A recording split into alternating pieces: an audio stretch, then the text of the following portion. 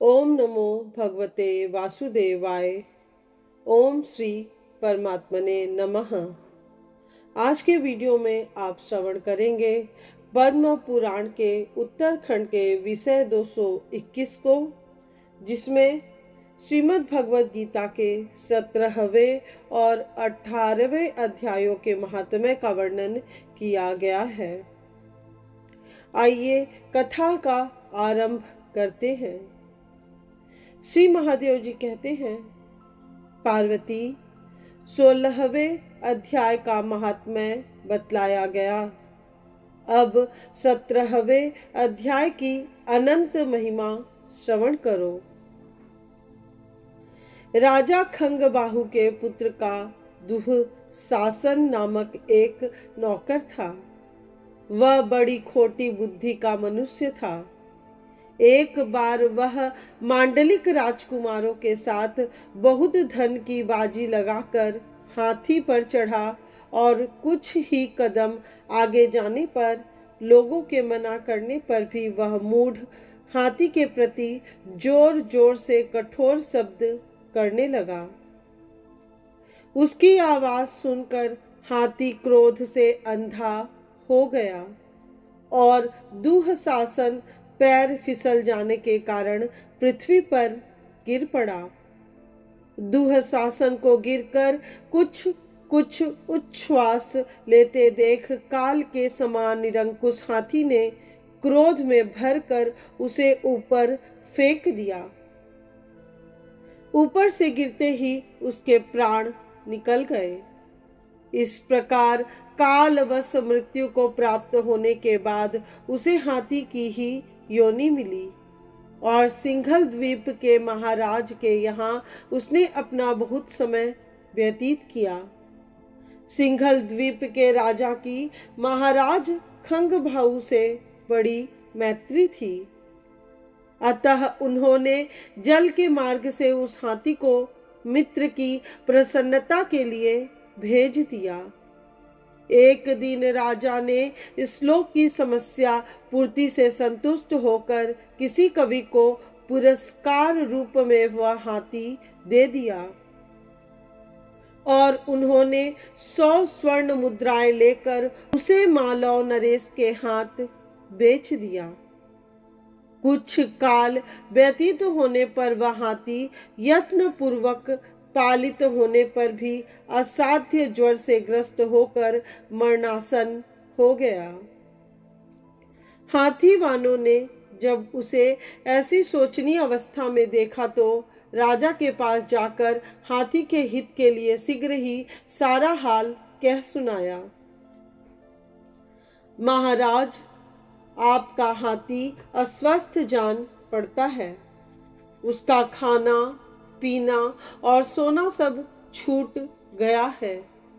हमारी समझ में नहीं आता इसका क्या कारण है। हाथी वालों का बताया हुआ समाचार सुनकर राजा ने हाथी के रोग को पहचानने वाले चिकित्सा कुशल मंत्रियों के साथ उस स्थान पर पदार्पण किया जहां हाथी ज्वरग्रस्त होकर पड़ा था।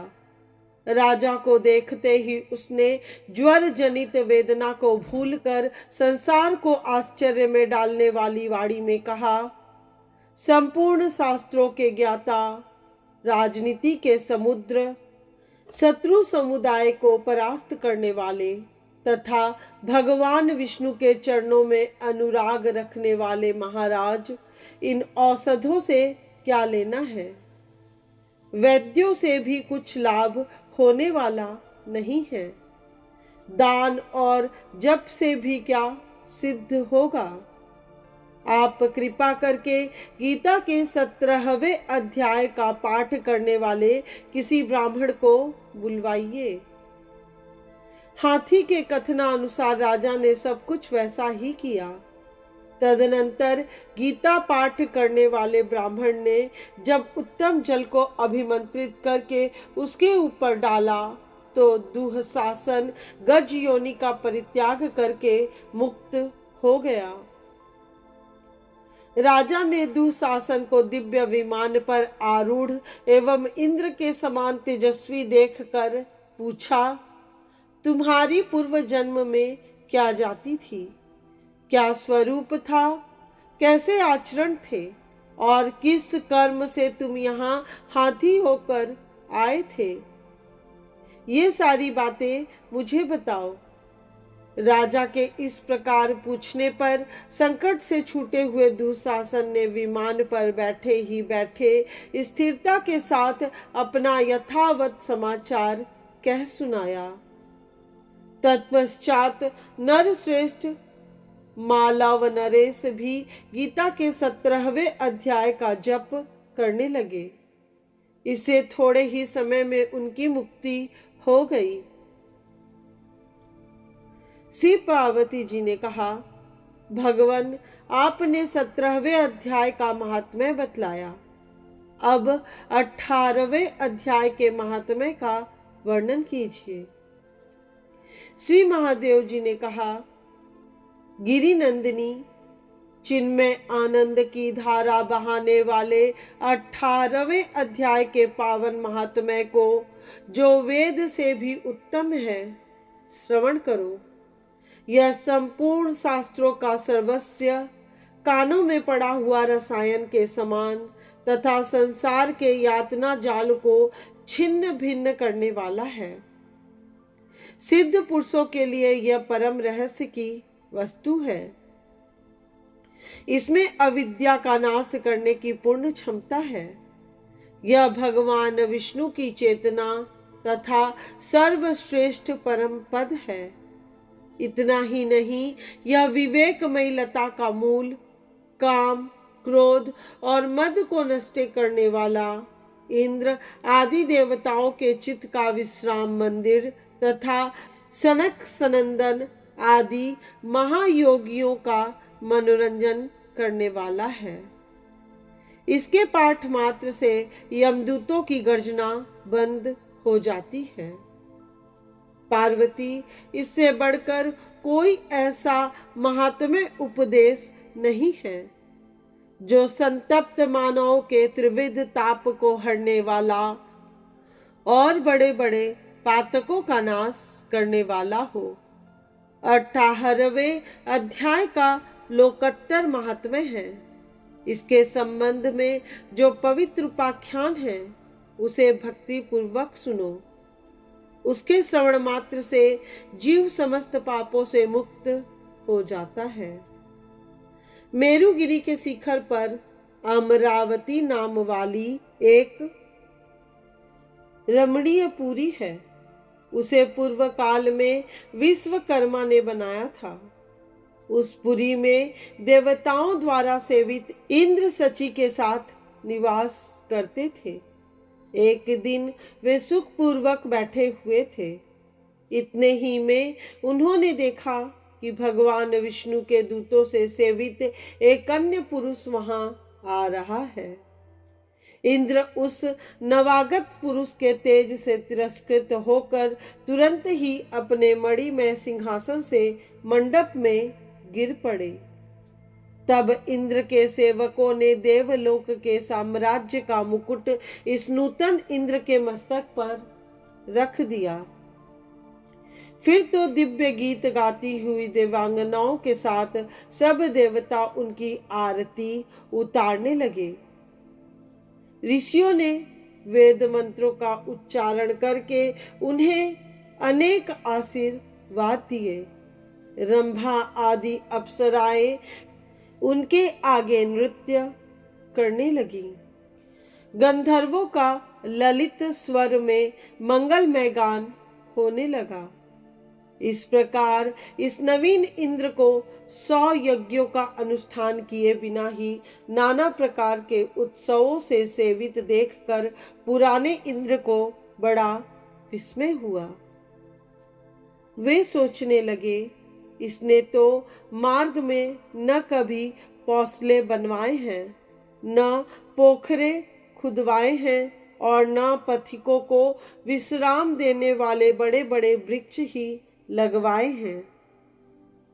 अकाल पड़ने पर अन्नदान के द्वारा इसने प्राणियों का सत्कार भी नहीं किया है।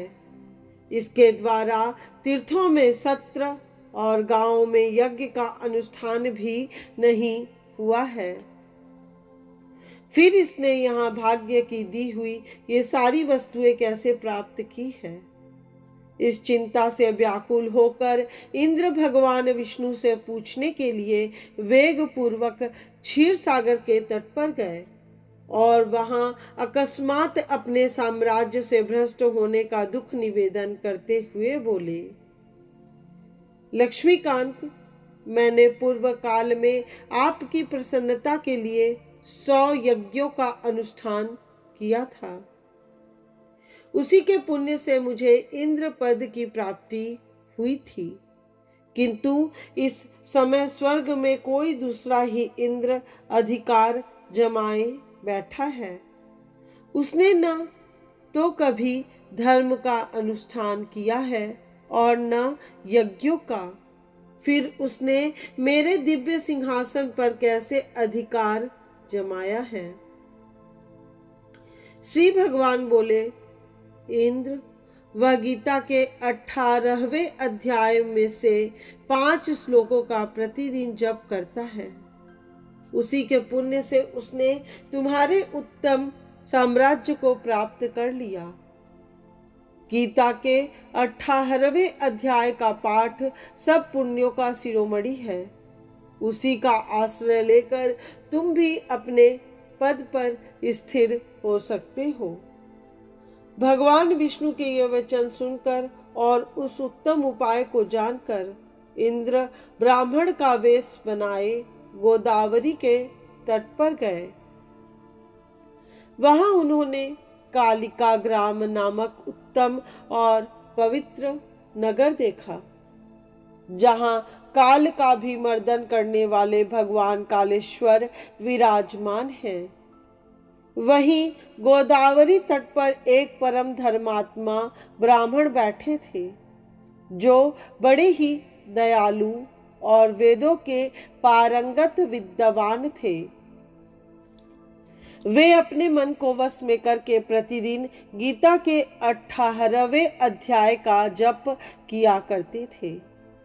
उन्हें देखकर इंद्र ने बड़ी प्रसन्नता के साथ उनके दोनों चरणों में मस्तक झुकाया और उन्हीं से 18वें अध्याय को पढ़ा। फिर उसी के पुण्य से उन्होंने श्री विष्णु का सायुज्य प्राप्त कर लिया। इंद्र आदि देवताओं का पद बहुत ही छोटा है। यह जानकर वे परम हर्ष के साथ उत्तम वैकुंठ धाम को गए। अतः यह अध्याय मुनियों के लिए श्रेष्ठ परम तत्व है। पार्वती, 18वें अध्याय के इस दिव्य महात्म्य का वर्णन समाप्त हुआ। इसके श्रवण मात्र से मनुष्य सब पापों से छुटकारा पा जाता है। इस प्रकार संपूर्ण गीता का पाप नाशक महात्म्य बतलाया गया। महाभागे, जो पुरुष श्रद्धा युक्त होकर इसका श्रवण करता है, वह समस्त यज्ञों का फल पाकर अंत में श्री विष्णु का सायुज्य प्राप्त कर लेता है। आज की कथा में बस इतना ही। इस अध्याय की समाप्ति के साथ गीता के 18 अध्यायों के महात्म्य का वर्णन पूर्ण हुआ। अब आगे की कथा में सुनिए पद्म पुराण के उत्तरखंड के विषय 222 को, जिसमें देव ऋषि नारद की सनक आदि से भेंट तथा नारद जी के द्वारा भक्ति, ज्ञान और वैराग्य के वृतांत का वर्णन किया गया है। यदि आज का वीडियो आपको पसंद आया हो तो वीडियो को लाइक, शेयर और इन वीडियोस को अधिक से अधिक लोगों को शेयर कीजिए, जिससे श्रीमद् भगवत गीता के समस्त अध्यायों के महात्म्य पद्म पुराण के अनुसार सभी सुन सकें।